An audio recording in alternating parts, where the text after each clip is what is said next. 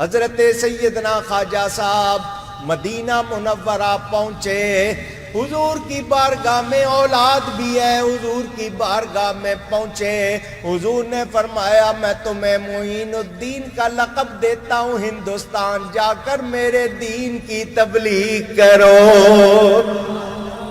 ہندوستان جاؤ وہاں جا کر میرا دین پھیلاؤ۔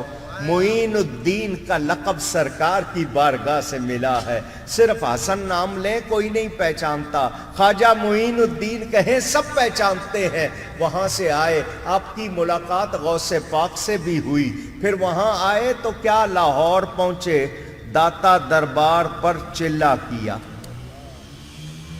حضرت داتا گنج بخش حجویری کے مزار پر چلا کیا، چلا کا مطلب 40 دن وہاں بیٹھے، اور جب اٹھے تو کیا کہا، گنج بخش فیض عالم مظہر نور خدا، ناقص آرا پیر کامل کامل آرا رہنما۔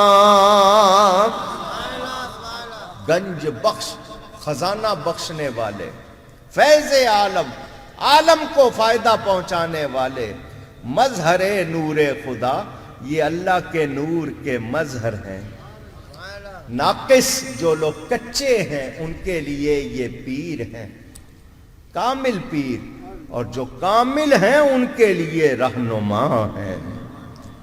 خواجہ صاحب کا سلسلہ چشتی کہلاتا ہے نا، اور داتا صاحب جنیدی سلسلہ جو بعد میں قادریوں میں شامل ہوا، کوئی فرق نہیں، کوئی فرق، اونچی گئے آج ہوتی ہے نقش بندی افضل ہیں یا قادری، چشتی یا سور وردی، سب ایک ہیں، سب میں میرے نبی کا نور ہے۔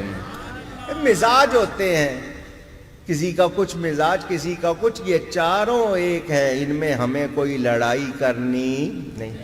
خواجہ صاحب نے بیٹھ کے بتا دیا، میں بیٹھا ہوں ان کے دربار پہ، چشتی ہو کے بیٹھا ہوں، کیا مطلب، یہ سب ایک ہی ہیں۔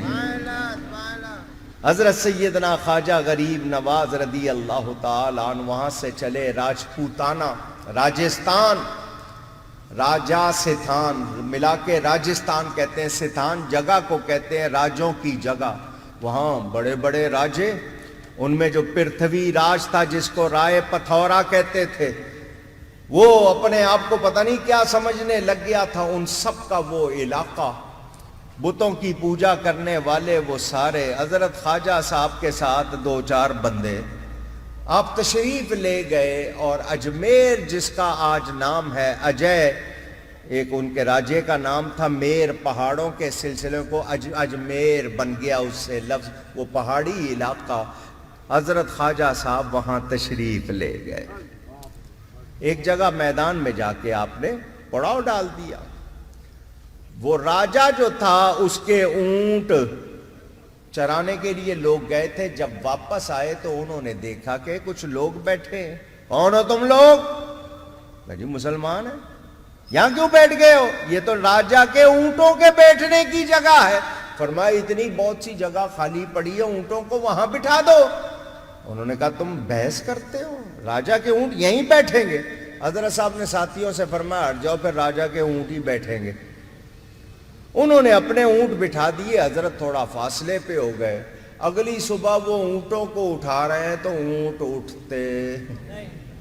اٹھتے کیونکہ اللہ والے کی زبان سے نکلا اب اونٹ ہی بیٹھیں گے، تو وہ اونٹ بیٹھے رہے، اٹھ نہیں رہے، بڑی کوشش کی ہے، مار دھاڑ کی ہے، اونٹ نہیں اٹھ رہے، اور کسی نے کہا، ان کو اٹھایا تھا نا فقیروں کو، ان کی بد دعا لگ گئی ہے تو اس لیے اونٹ نہیں اٹھ رہے۔ وہ دوڑے ہوئے آئے، حضرت ہمارے اونٹ نہیں اٹھ رہے۔ فرمایا تم نے ہی تو کہا تھا یہاں اونٹ بیٹھتے ہو، تو ہم نے کہا وہی بیٹھے، تو تم نے ہی تو کہا تھا۔ ان کا جی لے جانا ہے ان کو، آپ اس طرح تو نہ کرو مخلوق کے ساتھ۔ فرمایا وہ ان سے کہو اٹھ جائے، آپ نے ادھر کہا، وہ سارے اٹھ کے کھڑے ہو گئے۔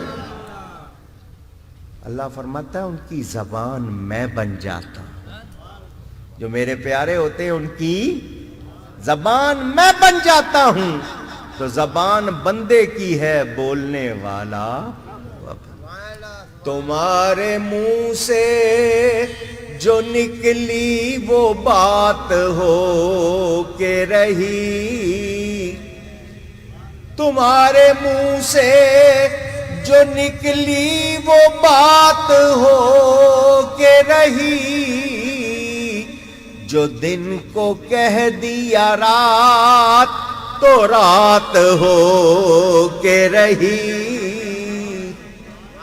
یہ سیف زبان ہوتے ہیں، جو ان کے منہ سے نکلتا ہے اللہ ویسا ہی کر دیتا ہے، کیونکہ یہ اللہ کے پیارے ہیں۔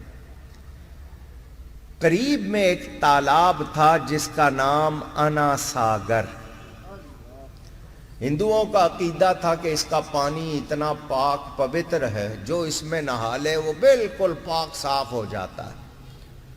تو یہ وہاں وضو بھی کرتے تھے، وہاں سے پانی بھی لاتے تھے۔ انہوں نے کہا اوہو، یہ تو ہمارے پوتر پانی کو بھرشٹ کر رہے ہیں، پلید کر رہے ہیں۔ انہوں نے کہا آپ کو اجازت نہیں ہے اس کا پانی لینے کی۔ فرمایا یہاں کوئی بورڈ تو نہیں لگایا ہوا تم نے کہ اس کا پانی کوئی نہیں لے سکتا، سب لے رہے ہیں۔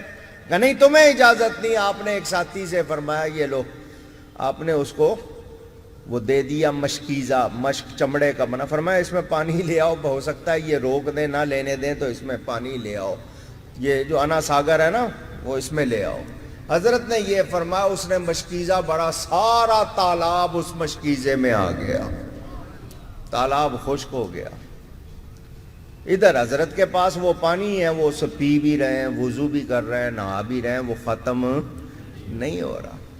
ادھر ایک دن دو دن لوگ آئے، پانی کدھر چلا گیا؟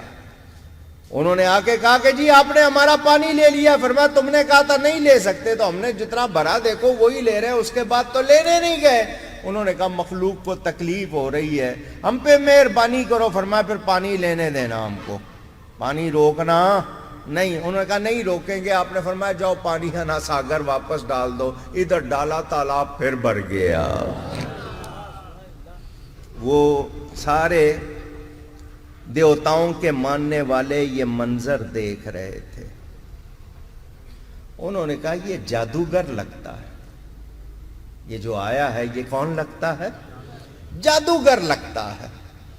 اس نے کہا اونٹ بیٹھے، اونٹ بیٹھ گئے، اس نے پانی بھر لیا۔ تو یہ جو کرتب دکھا رہے ہیں یہ جادو کے انہوں نے، تو ان کا ادھر راجے کو اطلاع ہو چکی تھی۔ اس نے کہا اگر یہ واقعی جادوگر ہیں تو ہم جادوگروں سے ان کا مقابلہ کرواتے ہیں۔ وہ سب سے بڑا جادوگر جو ہندوستان کا، انہوں نے اعلان کیا جو آئے۔ اب واقعہ ملاؤ، حضور فرماتے ہیں میری امت کے علماء بنی اسرائیل کے نبیوں جیسے ہوں گے۔ نبی نہیں ہوں گے، کام وہ کریں گے جیسے نبیوں نے کیے۔ حضرت موسیٰ کے مقابلے میں فرعون نے جادوگر بلائے تھے یا نہیں؟ اونچی۔ اب دیکھیں حضرت خواجہ صاحب کے مقابلے پہ بھی جادوگر آ رہے ہیں، وہ آگے جادوگر۔ اعلان ہو گیا، دنیا جمع ہو گئی۔ حضرت نے اپنے مریدوں کے گرد اپنی لاٹھی سے دائرہ بنا دیا۔ فرمایا اس میں رہنا، اس سے باہر نہیں نکلنا۔ ادھر اس کو کہا ہاں بھئی جادوگر تو اپنے کرتب دکھا لے جو دکھانے۔ اس نے اپنے شروع کر دیے، لوگوں کی نگاہوں پر جادو کر کے کرتب دکھاتا رہا۔ جو بھی چیز پھینکتا حضرت کی طرف وہ اس دائرے کے اندر نہیں آتی۔ وہ جادوگر تھا، سمجھ رہا تھا کہ میں جو کر رہا ہوں وہ جادو ہے۔ یہ کون سا توڑ ہے کہ اس کے اندر چیز نہیں جاتی۔ وہ ایک کھال پر بیٹھا ہوا تھا، اس نے اس کھال پر اڑنا شروع کر دیا، اونچا ہو گیا، لوگوں کے سامنے اونچا۔ حضرت کے پاس چپل رکھی تھی، کھڑاؤں جو لکڑی کی چپل ہوتی ہے، حضرت نے یوں اچھالی۔ لکڑی اڑتی ہے اونچی، مگر اللہ والے کے ہاتھ سے نکلے تو اڑتی ہے۔ آپ نے وہ کھڑاؤں اس طرح پھینکی، وہ اس کے سر پر پہنچ کے طبلہ بجانے لگے۔ اس کے سر کو بنا لیا طبلہ اور اس پہ بجنے لگی۔ اس کو وہ کھڑاؤں نیچے لے آئیں، زمین پہ لے آئیں۔ اس کا وہ جادو بھی بیکار۔ اس نے سمجھ لیا میں نے جو کیا تھا جادو ہے، جو اس نے کیا وہ جادو نہیں۔ وہ پہچان گیا، وہ مسلمان ہو گیا، کیونکہ اس کو فرق سمجھ میں آ گیا، اس راجپوتانے میں حضرت نے اسلام پھیلایا، حضرت نے۔ اور ہندوستان میں، پاکستان میں رہنے والوں، یہ اللہ والوں کی محنتیں ہیں جو آج ہم کلمہ پڑھ رہے ہیں۔